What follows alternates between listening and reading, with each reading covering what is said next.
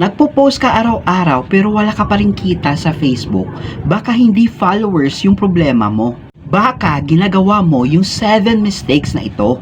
At ang nakakagulat, kahit marami ka pang followers kapag ginagawa mo yung mistakes na to, malamang mahihirapan ka talaga ma-monetize. Sa video na ito, ibabahagi ko yung 7 biggest mistakes sa Facebook monetization at paano mo sila maayos. Kung beginner ka sa Facebook content creation at gusto mo talaga kumita online, I'm sure meron ka talagang matutunan dito. At yung number 7 na mistake, ito talaga karaniwan na ginagawa ng mga creators. Kahit na matagal na sila gumagawa ng content. So panoorin mo hanggang dulo.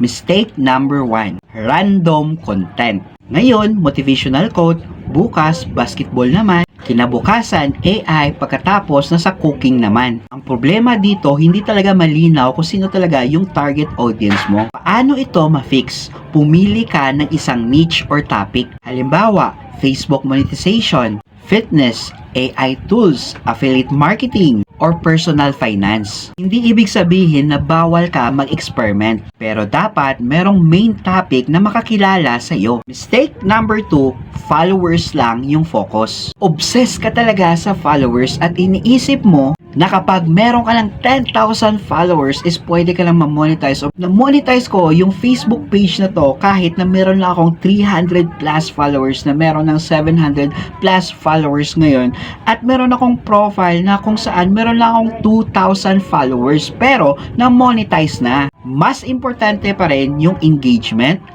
trust, value na binibigay mo sa audience mo. Mas okay pa din na kahit maliit lang yung followers mo, basta engage yung audience mo, kaysa malaki yung audience mo pero wala silang pakialam sa content mo. Mistake number 3, inconsistent. Monday, nag-post ka ng 3 video.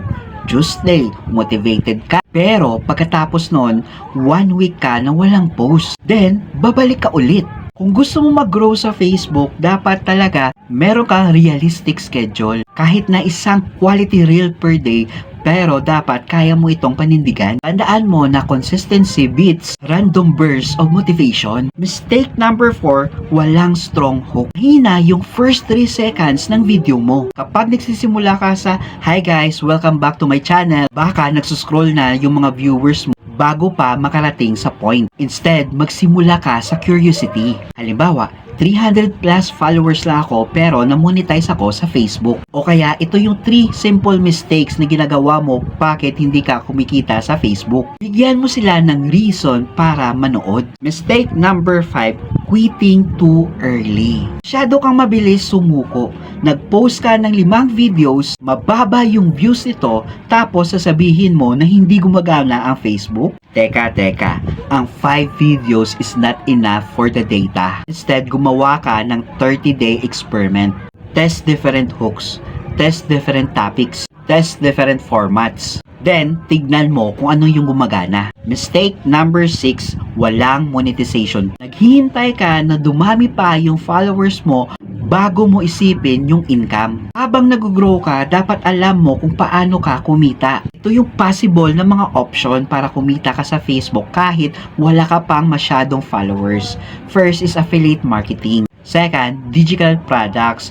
Third, services. At kung eligible ka na, meron tayong Facebook monetization. Hindi ibig sabihin na kailangan mo mag-hard sell araw-araw. Ang point dito is magkakaroon ka ng clear monetization strategy. Mistake number 7, hindi mo tinitignan yung analytics. Nagpo-post ka talaga everyday pero hindi mo alam kung ano yung pinakamagandang reach, watch time, engagement, at saka retention. Analytics ang nagsasabi kung ano talaga yung dapat mong gawin. Kung may isang video talaga na clearly mas mahusay kaysa tanungin mo yung sarili mo, ano yung ginagawa ko dito na pwede kong ulitin? Huwag lang mag-create. Analyze, improve, repeat. Kung napapansin mo, lahat or karamihan ng mga mistakes dito is hindi about sa maliit na followers. It's about strategy, clear niche, consistent content, strong hooks, engagement, analytics, at malinaw na monetization plan. Now, gusto bang malaman kung ano yung exact na ginawa ko or exact system